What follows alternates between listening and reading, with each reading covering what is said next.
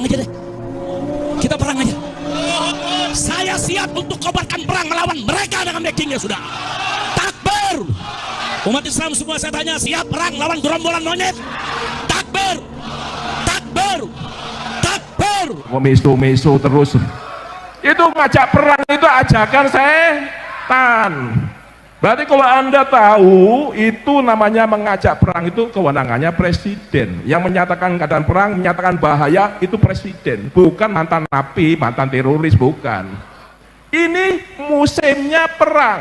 Saya cerita ini, kenapa Arab Spring itu negara-negara Arab. Tadi dikatakan Pak Nur Wahid, bangsa Arab pecah belah.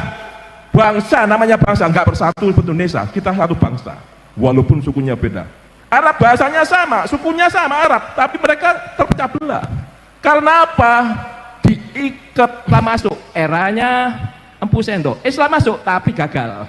Empu Sendo itu namanya nanti ada Ismoyo Jati, ada kelompoknya Semar yang dibilang Punokawan. Itu nanti jadi aliran-aliran di Indonesia. Berbagai aliran sudah pernah berkelahi dengan antar agama, beda agama. Sehingga era Pikatan menunjukkan Buddha Hindu itu bersatu karena Borobudur. Stupa Borobudur bersatu. Itu namanya Bhinneka Tunggal Ika Dharma Mangrua. Walaupun berbeda-beda agama, tetapi tetap satu. Nah, itulah etika awal kita berpikir masa lalu kita itu, kita harus bersatu. Rupanya muncul kedatangan Islam. Perang lagi sama Hindu. Siapa yang mulai awalnya? Sultan Mehmed II dari Turki. Dia menguasai dari Ottoman Empire, menyerang Konstantinopel 1453. Konstantinopel Kristen diserang oleh Turki. Kalah tuh Konstantinopel. Sejak itu dia memerintahkan anggotanya. Siapa diantaranya? Syekh Jumadil Kubro. Kemana? Ke Aceh. Nah, di Aceh dia menikahi warga setempat lokal. Rangkaiannya Samudra Pasai. Jadilah Samudra Pasai jadi Islam. Pertama rajanya Malikul Saleh, istrinya Putri Perlak, kerajaan Perlak. Nah ini cerita.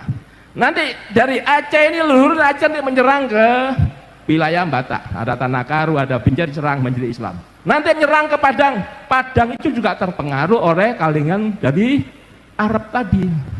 Itu kisahnya. Kok ada orang mengaku bahwa Tuanku Imam Bonjol yang memimpin perang Padri itu keturunannya dia. Tuanku Imam Bonjol itu asli pribumi, yaitu marganya Caniago. Caniago sama Swaidi itu dua marga gede. Dan kemudian Mahmud, dia Islamnya dari Aceh. Kalau dilihat katanya campuran mungkin, tapi nggak ada, nggak di Yaman sama di Arab tuh nggak ada. Nah, nanti kalau kita logika asli aja, perang Padri itu ada 3 gelombang. 1803 sampai 1821. Selama 18 tahun Imam Bonjol memimpinnya 1815.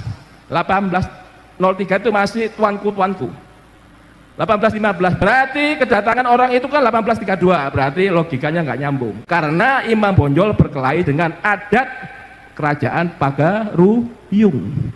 Pagaruyung nggak mau masuk Islam, berkelahi terus dia.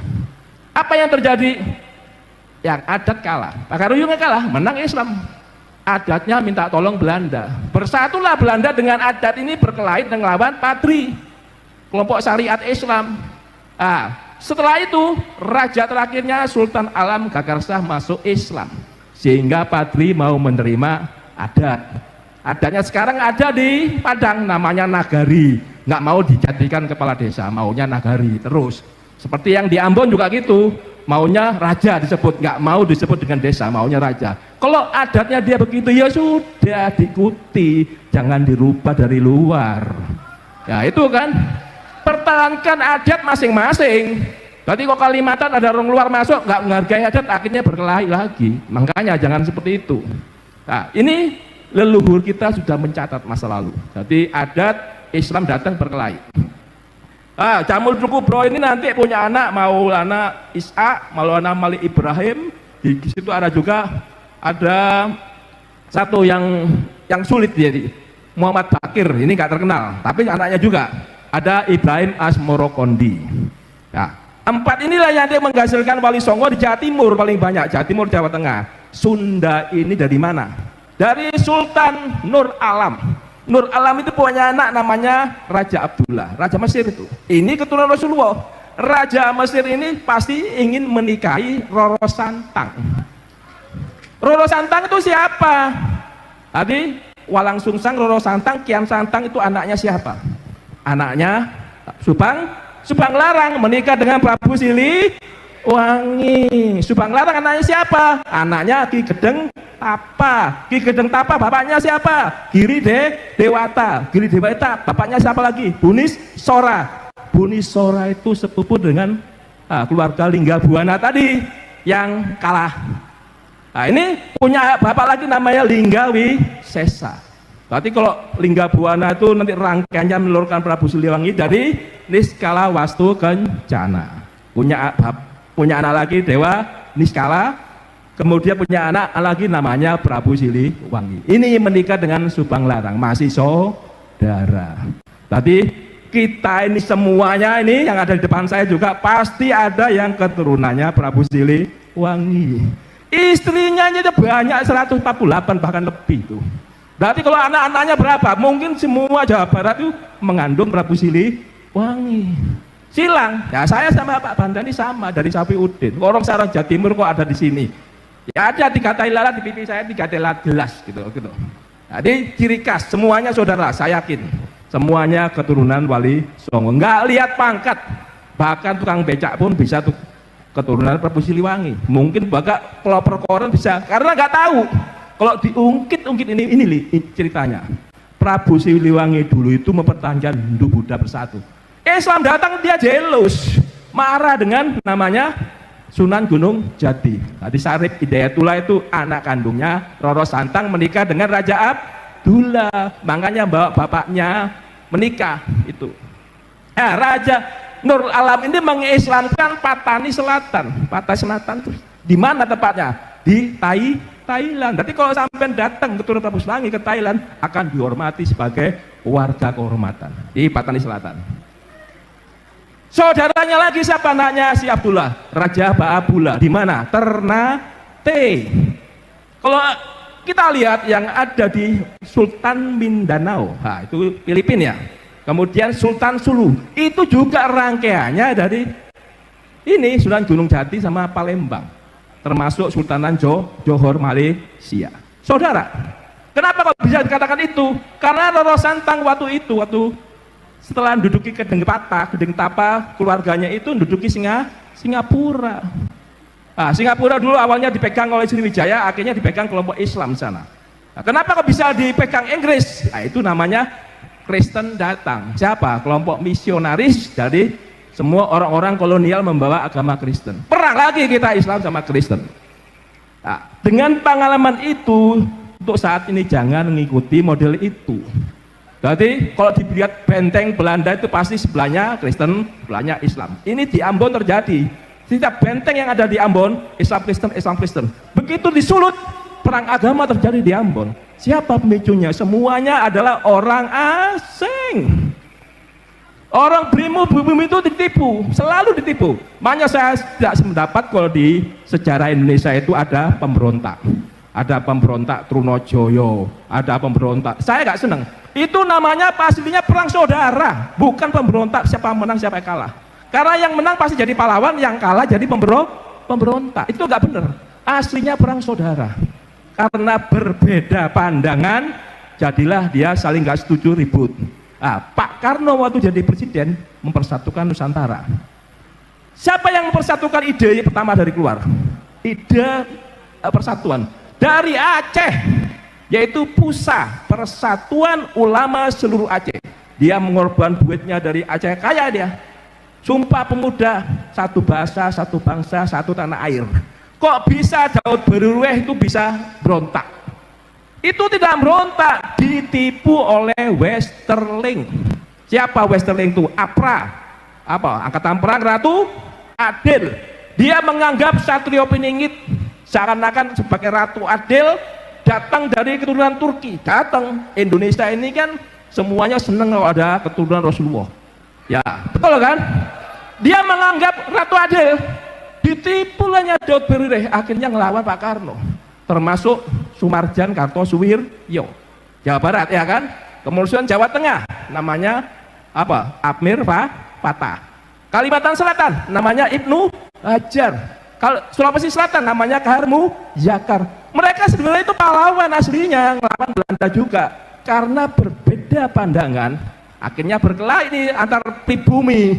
Yang kalah dibilang pemberontak, yang menang jadi pahlawan. Inilah sejarah Indonesia, jangan harus dirubah. Itu saudara semua. Berarti PRRI Permesta berontak, emang dia berontak? Tidak. Dia aslinya itu melawan Belanda juga karena pahamnya nggak cocok di hatinya, ribut. PRRI Padang Permesta di Sulawesi Selatan diberantas oleh Pak Karno karena Pak Karno berkuasa saat itu. Inilah peristiwa sejarah harus diluruskan. Jadi biar kita itu sama-sama saudara, tidak berkelahi antar pribumi itu. Dan sampai Anda pribumi Wali Songo berkelahi memuki bina, nggak bener itu. Ya. Tadi saya menyenangkan cinta persatuan dan perdamaian. Makanya balik yang tadi hati suci. Hatinya jangan suka jelek-jelekin orang, jangan suka memfitnah. Ini ajakan setan. Nanti gak ketemu itu namanya Tuhan. Sampai mati Anda gak ketemu. Karena ketemu itu yang dikehendakinya. Jadi kalau ketemu sinar putih tengahnya lubang, itulah orang yang berserah diri disebut Islam. Orang Kristen, orang Katolik, orang Hindu, orang Buddha, dan aliran kepercayaan, kalau ketemu sinar putih tengahnya lubang, itu berarti dia sudah ketemu Tuhan. Pasti hatinya ikhlas. Di atas kalau modal gitu semua salaman. Tidak ada perang di Indonesia, tidak ada konflik.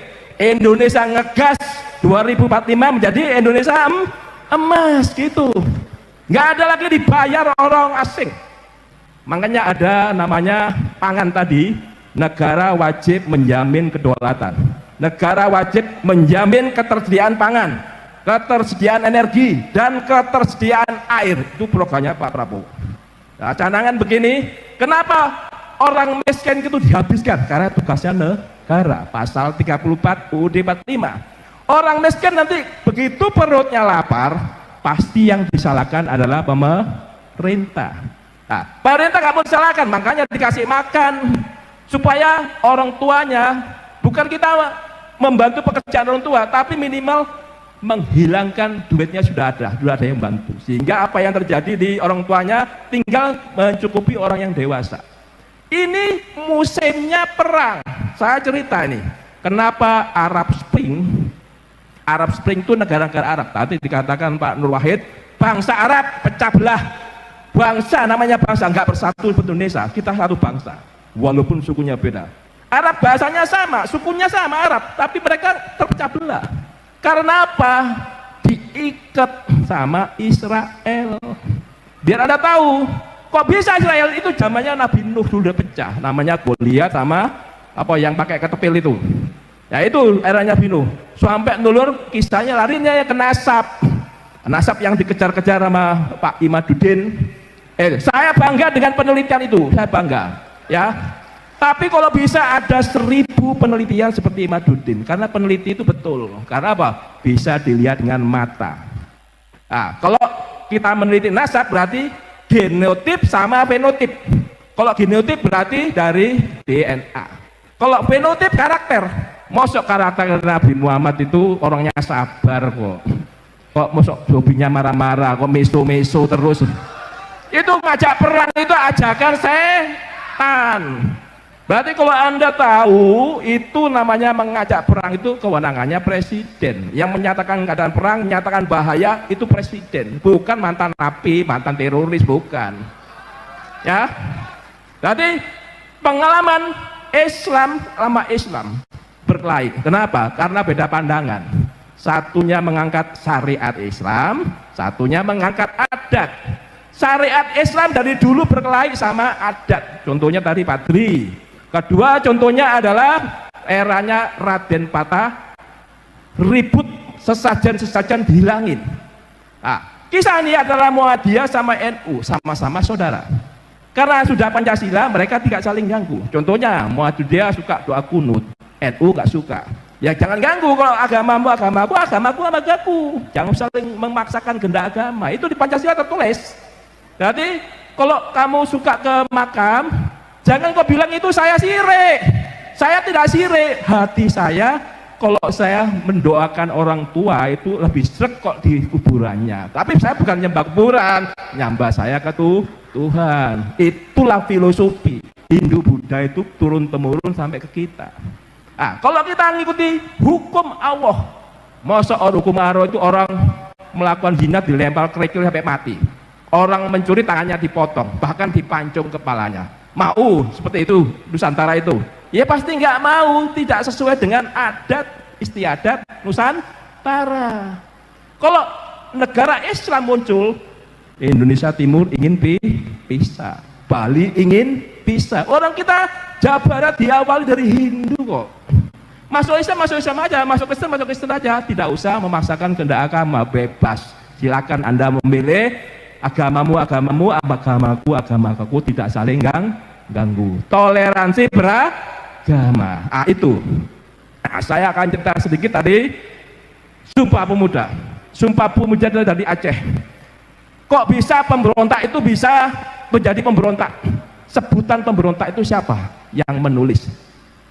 Ini kalau dari sekian luruskan sejarah yang bagus-bagus itu harus diluruskan. Jangan sampai seperti sekarang nih, kerajaan-kerajaan semua pecah. Contoh, akibat ulahnya Belanda kita pecah. Si Cirebon, Kanoman, Kasepuan pecah. Kemudian Kanoman dipecah Kacirebon. Gara-gara Belanda terjadilah namanya Perang Kedondong 1802, 1823 setelah itu. Gara-gara Kedondong melempar ke Jawa. Jawanya dipecah, ada perjanjian Giyanti, perjanjian Salatiga, dipecah 4. Mangkunegaran, Solotigo, Surakarta, Jogja. Ini saudara semua, anaknya Amangkurat 4. Amangkurat 4 anaknya Amangkurat, bukan, anaknya Pakubuwono I. Pakubuwono I anaknya Amangkurat 2. Amangkurat 2 anaknya Amangkurat 1. Amangkurat 1 itu siapa? Menikah dengan Putri Kayoran dari Ngampel, yaitu Pangeran Pekik, menikahi dengan Mas Sekar, itu juga leluhur saya. Jadi adik kandungnya Sultan Agung Nyokrokusumo. Ya, ini bin, kalau di bin-binnya Nyokrowati, Sultan Agung, bin lagi Sutowijoyo, bin Siti Sabina. Siti Sabina sama menikah dengan Ki Ageng Pawanan. Siapa Siti Sabina itu? Keturunannya Sunan Giri. Dari seluruh kerajaan Nusantara di Cirebon, Banten, termasuk kerajaan Jawa, semuanya keturunan Wali Songo. Kalau dihitung jumlahnya gak karu-karuan, bisa jutaan. Nanti saya ulang-ulang seperti itu, biar yang merasa orang asing itu jangan muncul terjadi melakukan covert action. Covert action itu apa? Operasi tertutup intelijen. Itu dimulai dari propaganda, perang urat saraf. Perang urat saraf itu kuncinya adalah EMSTO, emosi, motivasi, sikap, tingkah laku, dan opini. Itu.